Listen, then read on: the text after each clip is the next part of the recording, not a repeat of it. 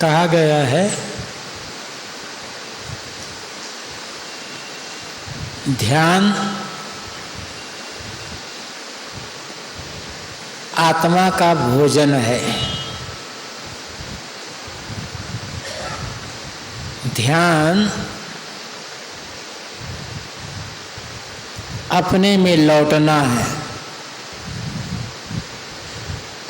ध्यान अपने में होना है। आत्म अनुभव करना, आत्म साक्षात्कार करना है।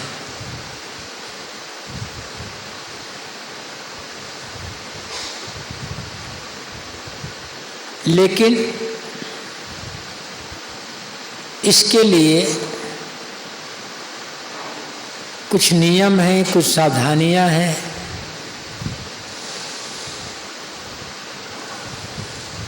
ध्यान करने के लिए ध्यान रखना जरूरी होता है। बिना ध्यान रखे ध्यान सफल नहीं होगा। और ध्यान रखने का अर्थ होता है सावधानी।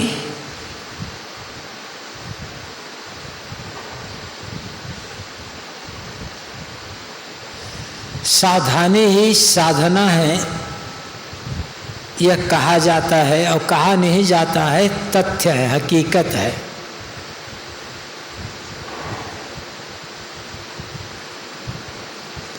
सावधानी जागरूकता, जो भी करना विवेक पूर्वक करना। और हर बात में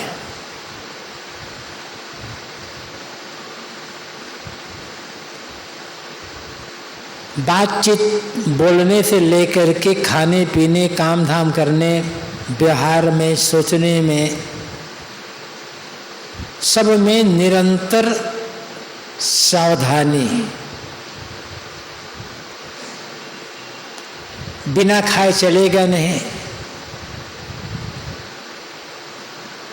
तो कितना खाना है, कब खाना है, कैसे खाना है, इस पर ध्यान नहीं रखा जाएगा तो हम ज़्यादा खा लेंगे, बेटाइम खाएंगे और गलत चीज़ खाएंगे।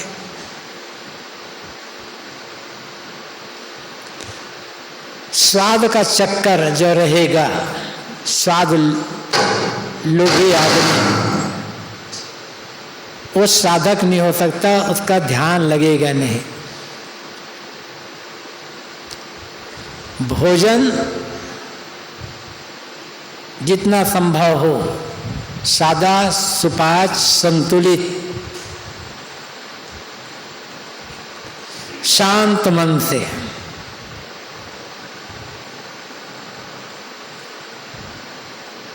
तब भोजन स्वास्थ्य के लिए हितकर होता है। जब तन स्वस्थ रहेगा तो मन पर उसका प्रभाव पड़ेगा। जैसा खाए अन्न वैसा बने मन, ये कहा जाता है।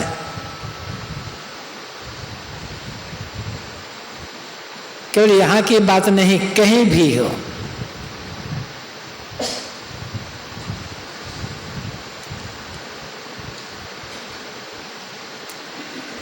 इतना ध्यान रखें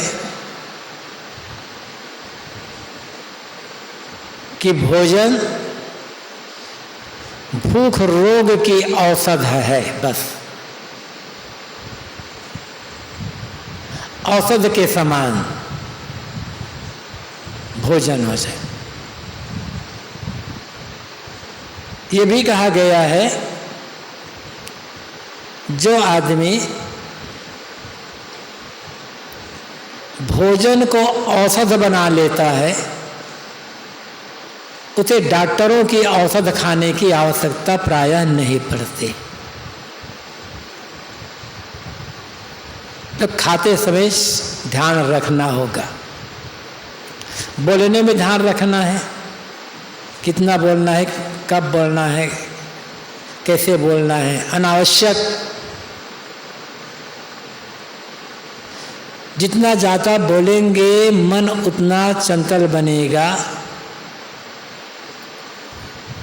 साधना में व्यवधान होगा। सोचना तो है ही,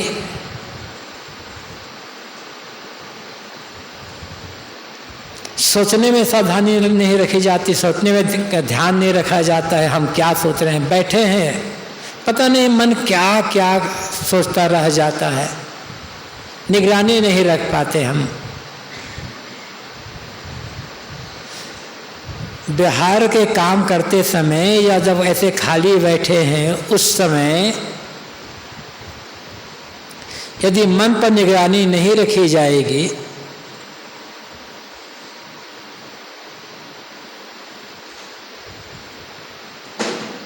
नकारात्मक चिंतन में, वासनात्मक चिंतन में, कुचिंतन में, अनावश्यक चिंतन में मन डूबा हुआ है,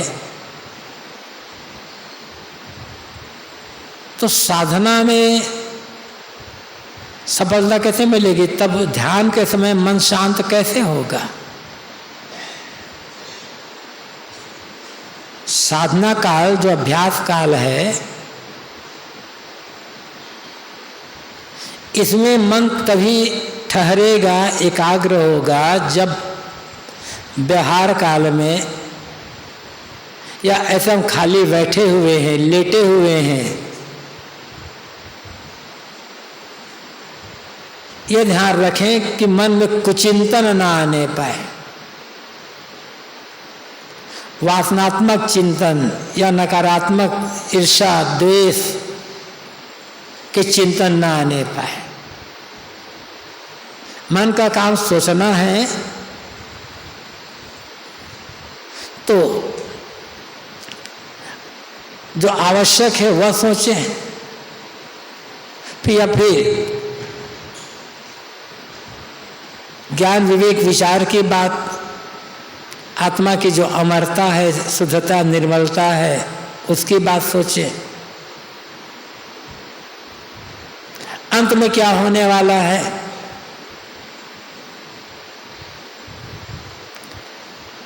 मृत्यु के समय हमारी क्या दशा होगी? अभी मृत्यु आ जाए तो, अभी हम कोई गलत बात सोच रहे हैं, वासना का चिंतन है मन में कुछ, या नकारात्मक कुछ चिंतन है मन में, और अभी इसी समय शरीर छूट जाए तो क्या होगा? पूरा जीवन बिगड़ सकता है।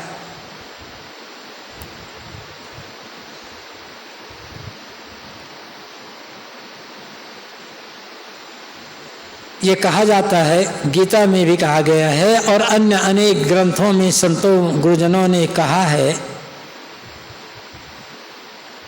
कि अंतिम काल में, मृत्यु के समय, जो भावना, जो चिंतन मन में होता है, अगला जन्म उसी के अनुसार से मिलता है।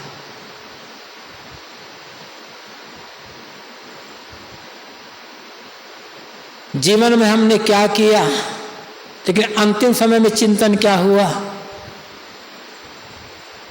तो जो पहले किए हैं वो धरे के धरे रह जाएंगे, अंतिम समय में जो चिंतन होगा वह चिंतन काम आएगा। अंतिम समय जो चिंतन होगा, अगला जन्म उसी चिंतन के अनुसार से प्राप्त होगा। और अंतिम समय हम सोच रहे हैं गलत, अंतिम समय कब आएगा कोई ठिकाना नहीं है, अभी भी आ सकता है, किसी भी क्षण आ सकता है।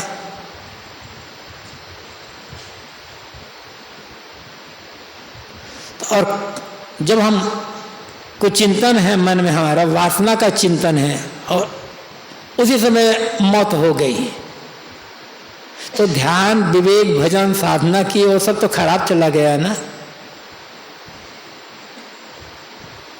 इसलिए निरंतर साधना, निरंतर छांदोग्य उपनिषद में घोर अंगिरस ऋषि ने श्री कृष्ण को जीवन यज्ञ का उपदेश दिया है।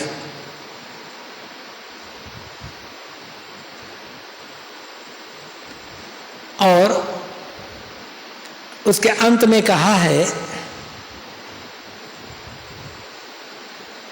सो अंत वेलायाम एतत्त्रयम् प्रतिपद्येत अच्युतम असि अक्षितम असि प्राण संसितम असि। श्री कृष्ण अंतिम बेला में यह सोचना, चिंतन करना कि मैं अच्युत हूं, अच्युत जिसका कभी पतन नहीं हो सकता, मैं अक्षत, अक्षत जिसका कभी नाश नहीं होगा, अविनाशी,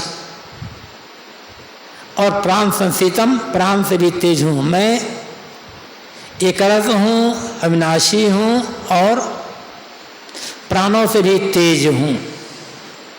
तो अंतिम बेला कभी आए, अभी तो आ सकती है ना।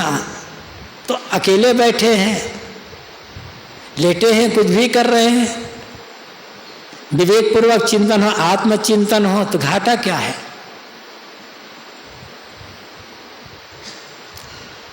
और हम सोचें कि केवल ध्यान साधना में बैठेंगे, उसी समय आत्मचिंतन हमारा रहेगा,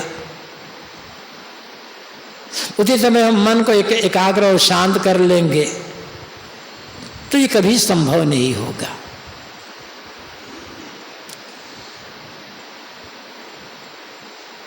कहीं भी हो, कुछ भी काम कर रहे हो,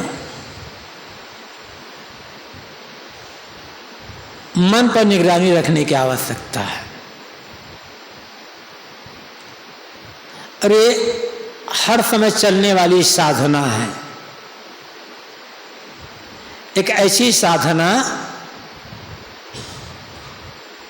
जो जागृति काल में सब समय चल सकती है। और वो साधना है मन पर निगरानी। इतनी साधना रखना, इतना ध्यान रखना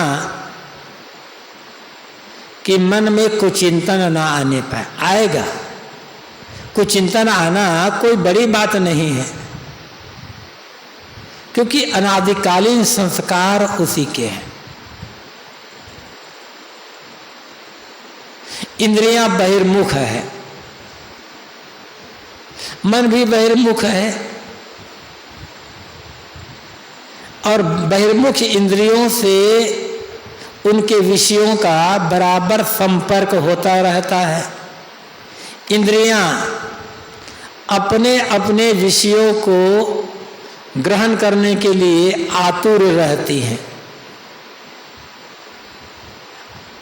ये तो संस्कार उसके, और वर्तमान में इंद्रियों का अपने अपने विषयों की तरफ आकर्षण, और मन में भी वही है। जो हम इंद्रियों से ग्रहण करेंगे उसी चिंतन मन में होगा। तो मन में कोई चिंतन आ जाना, विषय विकार का चिंतन, वासना का चिंतन आ जाना, या कोई और चिंतन आ जाना, कोई बड़ी बात नहीं है। ऐसा चिंतन आ जाए तो घबराने की आवश्यकता भी नहीं, दुखी नहीं होना है, सावधान हो जाना है। उसके लिए ग्लानि करके, सावधानी रख करके उसको बदलना होगा, सही चिंतन देना होगा। सही चिंतन जब तक नहीं देंगे मन को, तब तक साधना में सफलता नहीं मिलेगी, मन शांत नहीं होगा।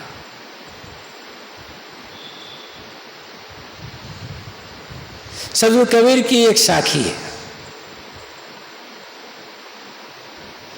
जिभ्या कर्म कछोत्तरी, जो तीनों बस होए, राजा प्रजा केहरी गंज सके नहीं कोई। जिह्वा, कर्म, कछोत्तरी काम वासना, यदि इन तीनों पर संयम है तो तुम्हारा कोई कुछ बिगाड़ नहीं सकता है। कोई तुम्हें तकलीफ नहीं दे सकता, कोई तुम्हारा पतन नहीं कर सकता, नुकसान नहीं कर सकता। जिह्वा में 2 इंद्रियां हैं, स्वाद इंद्री और वाक इंद्री। स्वाद ग्रहण जिह्वा से ही होता है, बोलना जिह्वा से ही होता है। तो स्वाद पर कहा गया कि स्वाद पर संयम। यद्यपि स्वाद हर खाद्य पदार्थ में है, तो जो स्वाद की बात आती है तो अधिक मिर्च मसाला, खटाई मिठाई और तीखापना, तेल, ये सब की बात आती है। अधिक खटाई मिठाई के प्रेमी आदमी साधक कैसे होगा? खट्टा मीठा चरफड़ा जीहा सब रस ले, चोरों कुतिया मिल गई को अब पहरा दे। सदगुरु कबीर कहते हैं जीहा देवी खट्टा मीठा चरफरा सब प्रकार का रस ले रही है, और चोर और कुतिया में मित्रता हो जाए तो पहरा कौन देगा? कुत्ता का तो रखा गया था कि पहरा देने के लिए, और कुत्ता ही चोर से मिल गया।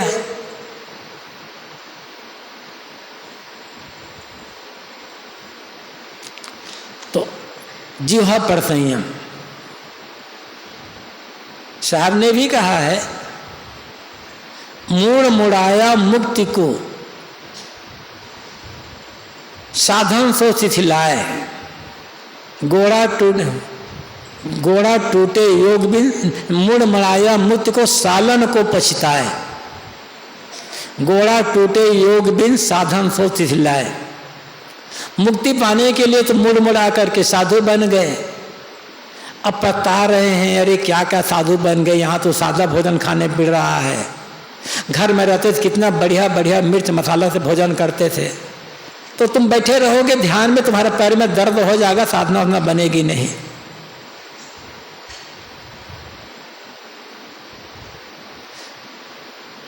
तो स्वाद पर संयम, और वाक बोलने पर संयम। कर्म में व्यवहार भी है, और जो जीवन निर्वाह के कर्म भी है। जो रात दिन दौड़ता रहेगा तो साधना का काम कब करेगा? और जो बिल्कुल ही काम करना छोड़ दिया, आलसी बनकर बैठा है, तो मन ही खराब है।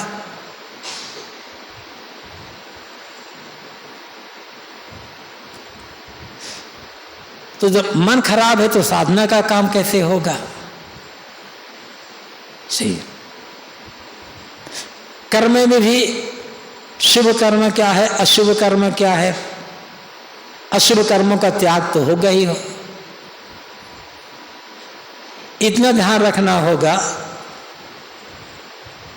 कि मेरे तन मन वचन से किसी प्रकार का कोई भी अशुभ कर्म ना होने पाए।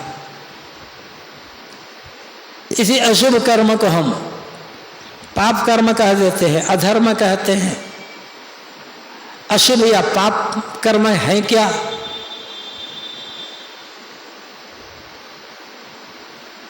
सामान्य भाषा में कहें,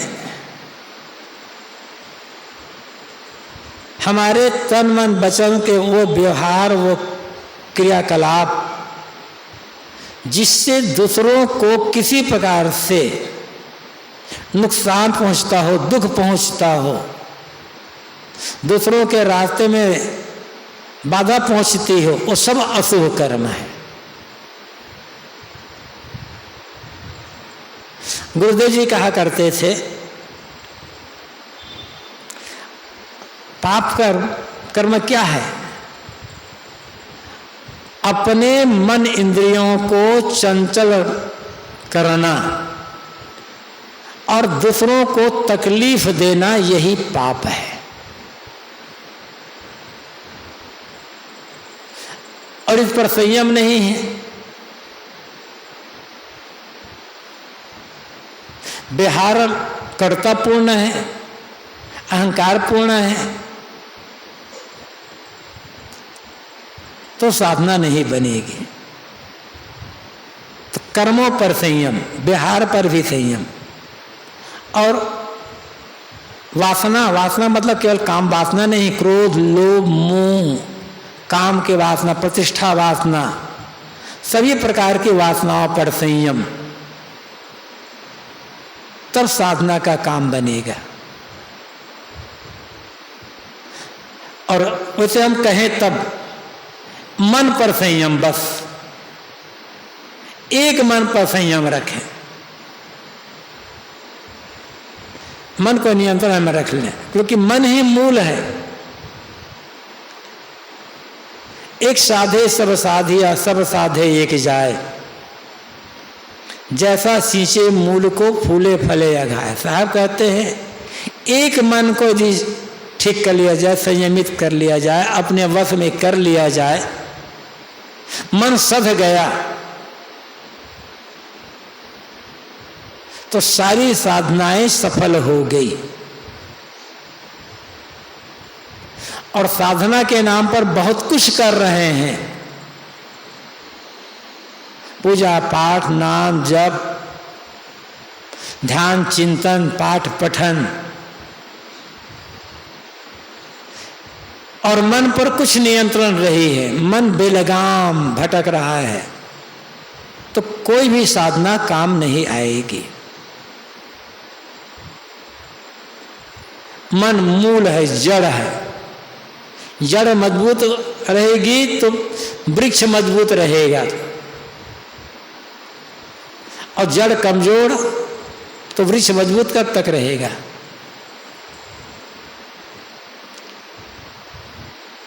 तो एक साधे सब साधिया, सदगुरु कहते एक मन को ठीक कर लो। और ठीक करना क्या है? इतनी निगरानी रखना मन पर कि कोई कुचिंतन, किसी प्रकार का कुचिंतन मन में न आए, और हर समय चाहे भोजन कर रहे हों, लोगों से बात व्यवहार कर रहे हों, रास्ता चल रहे हों, लेटे हों, कुर्सी पर बैठे हों, कोई काम कर रहे हों, हर समय निगरानी, विवेक चिंतन करना। विवेक चिंतन में ज्ञान, भक्ति, सेवा, साधना, आत्मा की अमरता, सब कुछ आ जाएगा। सदगुरु कबीर की पंक्तियां याद होंगी, शब्द निरंतर मनवा राता, मलिन वासना त्यागी, उठत बैठत कभू न छूटे, ऐसी तारी लागी। ऐसा अभ्यास बनाना है, और अभ्यास एक दिन में नहीं बनेगा, लगातार लंबे समय तक परिश्रम करना होगा, तब अभ्यास बनेगा। ऐसा अभ्यास दें, बनाएं कि मन ज्ञान की बातों में ही डूबा रहे। सोचना है ना, काम तो है ही, तो अच्छे विषय से सोचने के लिए मन को, यहां तक शब्द निरंतर मनवा रहा था, तो शब्द का मतलब कोई आकाश में कोई लोग मानते हैं कोई सार शब्द है, या खोपड़ी में ध्वनि उड़ती रहती है, कोई लोग मान लेते हैं कि अनाहत नाद है, कोई लोग कुछ और अनेक कह देते हैं, लेकिन वो जो शब्द है ज्ञान का शब्द, विवेकपूर्ण शब्द, तो जब मन को निरंतर विवेक की खुराक देते रहें, विचारपूर्ण खुराक देते रहें, और इसमें मन लीन गया, शब्द निरंतर मनवा राता, ज्ञान के शब्दों में, आत्मचिंतन के शब्दों में, प्रेमपूर्ण शब्दों में मन निरंतर रहता, लगातार लीन हो गया, उसी में डूब गया, दूसरा चिंतन नहीं करता। इसकी पहचान क्या है? मलिन वासना त्यागी, मन की मलिनताओं का त्याग।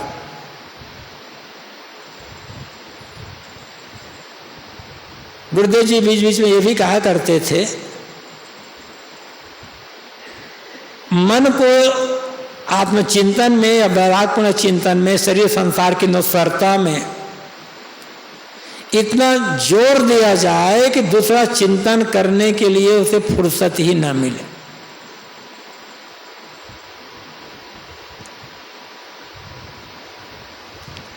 फुर्सत तब मिलती है जब कोई काम नहीं रह पाता।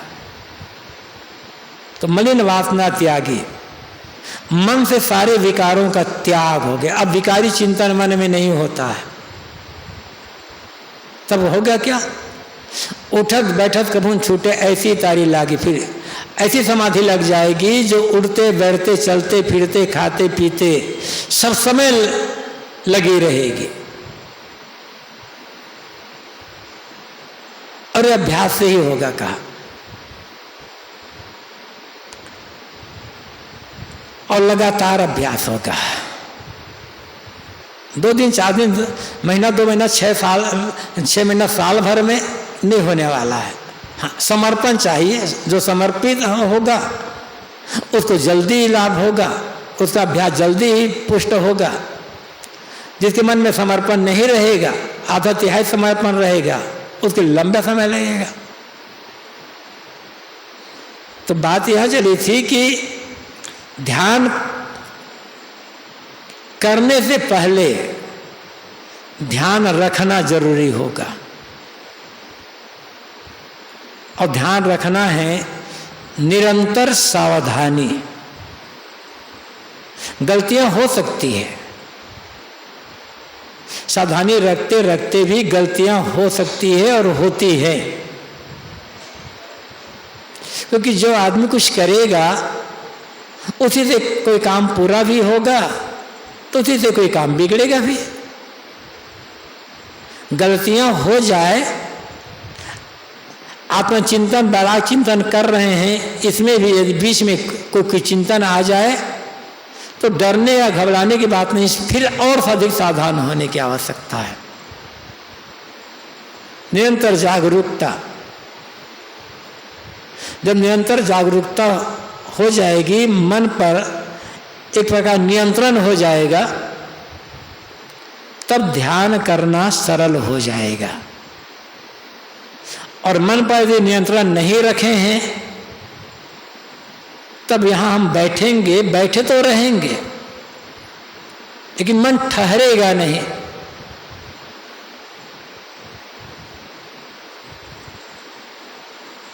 मन भटकता रह जाएगा। अब भटकने का अर्थ क्या है? जिसकी आवश्यकता नहीं है ऐसी बातों को भी सोचते रहना। इसी को मन की चंचलता भी कहते हैं। हर आदमी की शिकायत रहती है कि भजन में बैठते हैं, ध्यान साधना में बैठते हैं, सुमिरन में बैठते हैं, लेकिन मन ऐसा पापी है, ये रुकता नहीं है, ये तो बाहर भटकता रहता है। तो भटकने का मतलब क्या है? वर्तमान समय में जिन बातों की कोई भी आवश्यकता नहीं है, जो बिल्कुल अनावश्यक है, असामयिक है, उन बातों को सोचना, ये मन का भटकना है और यही मन की चंचलता है।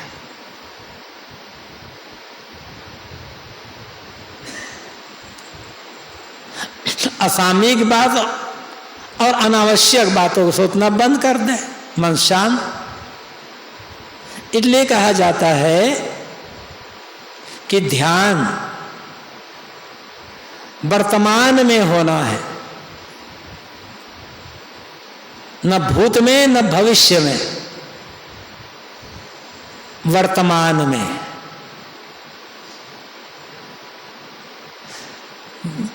भूत का स्मरण नहीं, भविष्य की कल्पना नहीं, और भूत का स्मरण नहीं है, भविष्य की कल्पना नहीं है, तो दुख कौन सा है? किस बात की चिंता, किस बात के लिए तनाव, पीड़ा किस बात के लिए? जिस पीड़ा से, जिस चिंता, दुख और तनाव से आदमी पीड़ित है, उसका मूल कारण है वर्तमान में न रहना, वर्तमान में न जीना। किंतु या तो भूत में जीना या भविष्य में जीना। बीती हुई बातों की याद नहीं है, अच्छी बात हुई तो, बुरी बात हुई तो, बीती बातें भूल गई, कुछ याद नहीं।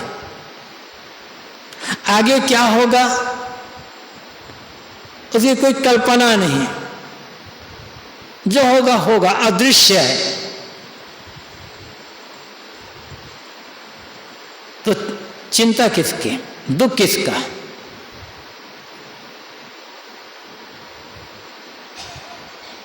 अनावश्यक चिंतन का मतलब ही होता है जो बीती बातें, मुर्दा, उस मुर्दा को कब्र से निकाल कर देखते रहना,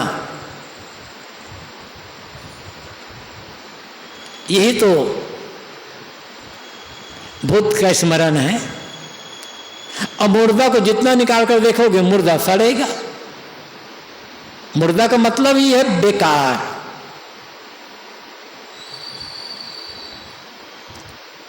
और आगे के लिए कल्पना करना, आगे के लिए कल्पना करना उसी प्रकार है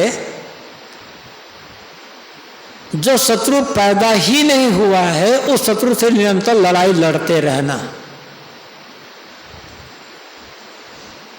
शत्रु वर्तमान में खड़ा है तो उससे लड़ाई लड़ो। उस शत्रु से हम लड़ते रहते हैं बराबर 24 घंटा, कहना चाहिए एक प्रकार से। जो भी पैदा ही नहीं हुआ है, बुढ़ापा में सेवा कौन करेगा, बीमारी होगी तो क्या होगा, लड़के बढ़ते साथ छोड़ देंगे तो क्या होगा, अरे पता नहीं क्या होगा कि नहीं होगा, तो पैदा ही नहीं हुआ है ना अभी तो, और लड़ाई लड़ रहे हो उससे, तो परिणाम क्या होगा? दुख तो होगा। वर्तमान में होना, अब वर्तमान में कोई दुख नहीं, कोई पीड़ा नहीं है। ध्यान वर्तमान में ही होना है, वर्तमान में जीना। हम जी करके भी नहीं जी रहे हैं।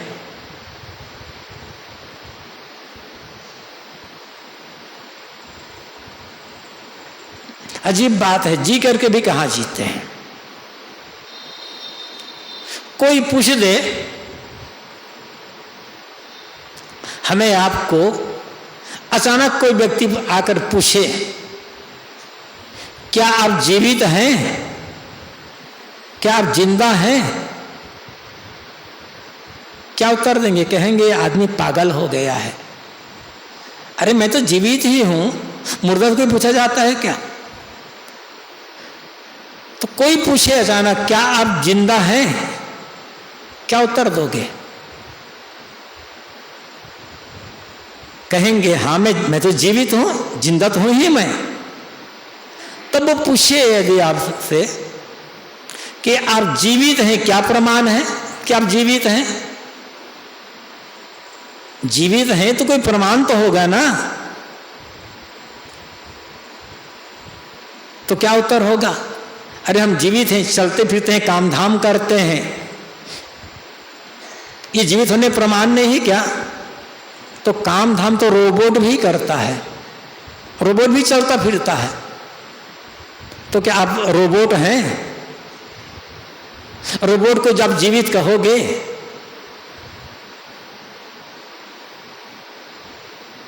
यदि आप ये कहते हैं मैं बोल रहा हूं, ये बोलना का जीवित प्रमाण नहीं है, तो टेप रिकॉर्डर भी तो बोलता है। टेप रिकॉर्डर को जीवित कहोगे क्या?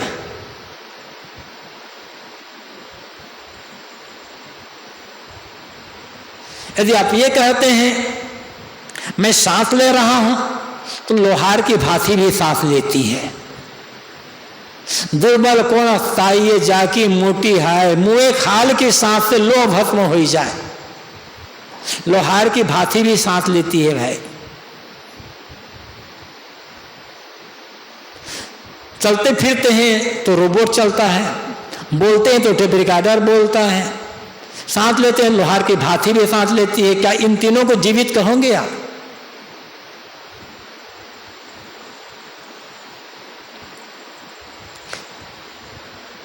तो जीवित होना का मतलब क्या है?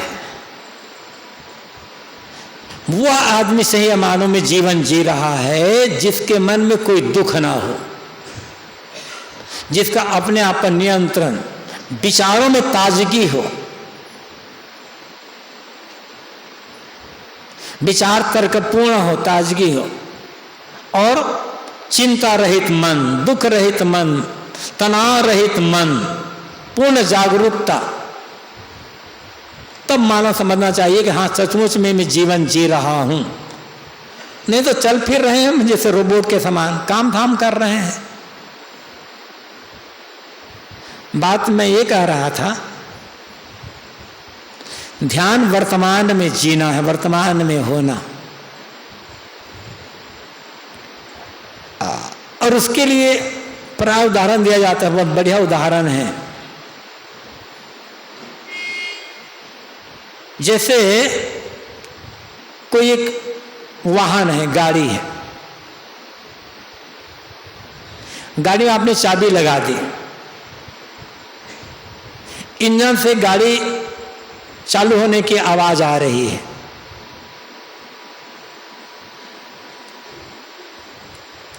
लेकिन और आप गाड़ी पर बैठ गए हैं, किंतु आपकी गाड़ी न्यूट्रल गियर पर है, एक्सीलेटर दबा रहे हो, गाड़ी किधर जाएगी, आगे या पीछे? जितना एक्सीलेटर दबाओगे घर घर की आवाज आती रह जाएगी, गाड़ी आगे पीछे कहीं नहीं जाएगी, जहां की तहां खड़ी रहेगी, न्यूट्रल गियर पर है। तो जब गियर बदलोगे, रिवर्स गियर लगा दोगे, पीछे चली जाएगी। पहले दूसरा गियर लगाओगे तो गाड़ी आगे जाएगी, लेकिन न्यूट्रल गियर पर तो नहीं जाएगी ना। ध्यान वही है, ध्यान का अर्थ है अपने मन की गाड़ी को न्यूट्रल गियर पर रखना, और यही वर्तमान में जीना है। लेकिन हम वर्तमान में कहाँ जीते हैं?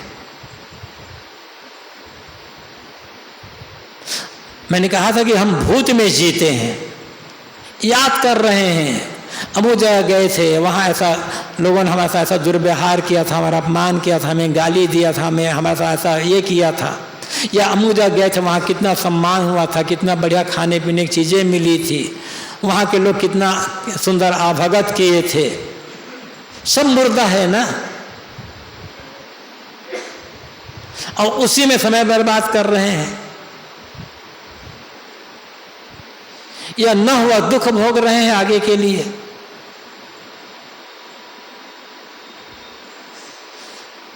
सड़न से बचना है, मानसिक बीमारी से बचना है, और न हुए दुख से छुटकारा पाना है, उससे बचना है। तो वर्तमान में जीने का अभ्यास बनाना होगा।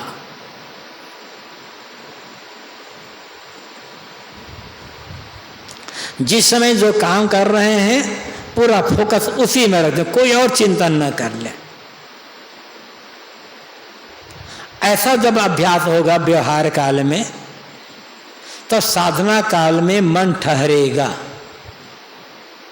और व्यवहार काल में यदि सावधानी नहीं रखी गई है, तब साधना काल में मन ठहरेगा नहीं। इसलिए निरंतर जागरूकता की आवश्यकता है।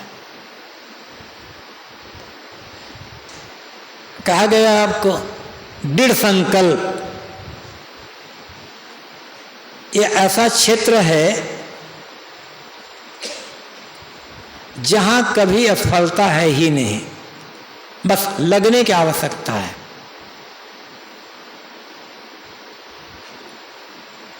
यहां से जब उठे तो भी इसी का चिंतन करें, दूसरा चिंतन ना करें, क्योंकि दूसरा काम अभी हो नहीं सकता।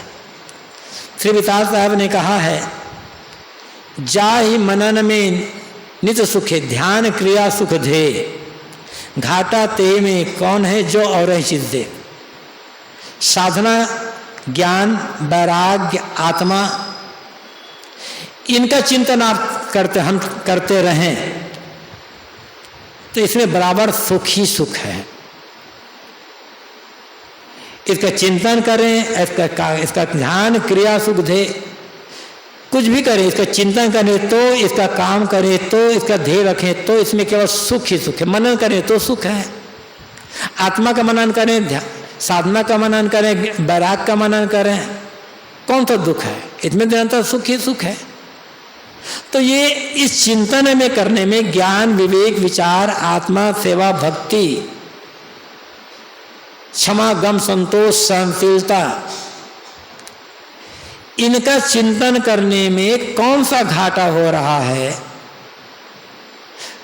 कि जो तुम ये चिंतन छोड़ करके रागात्मक, द्वेषात्मक या ईर्षात्मक चिंतन कर रहे हो, नकारात्मक चिंतन कर रहे हो। और मन में जो चिंतन चल रहा है, क्या वो चिंतन से तुम्हें लाभ क्या होने वाला है? अभी वर्तमान में जो चिंतन है वो चिंतन के साथ न तो काम कर सकते हैं, न कोई लाभ होने वाला नहीं है। ये सोच ले, कोई भी चिंतन मन में आए तो सोचे कि ऐसा चिंतन करने से मुझे क्या फल मिलने वाला है। मेरा मन अशुद्ध होगा या शुद्ध होगा, मलिन होगा या निर्मल होगा, क्या इसी चिंतन से मेरे जीवन में पूर्णता आएगी? निगरानी करते रहें तब होगा। साधना का अर्थ है निगरानी। आपको कहा गया है कि सांस देखने का काम, तो निगरानी ही है प्रकार से मन को और कोई काम ना दे करके एक काम में लगा देना। इसलिए कहा जाता है ध्यान का साधना क्या है? एक समय में एक काम करना। हम एक समय में एक काम नहीं करते, कई काम करते रह जाते हैं, इसलिए गड़बड़ी होती है। जिस समय जो भी काम कर रहे हैं पूरा फोकस उसी में, नहीं पढ़ने बैठे तो, खाने बैठे तो, खेत में काम कर रहे हैं तो, या कोई और काम, सारी ऊर्जा उसी में समर्पित कर दें।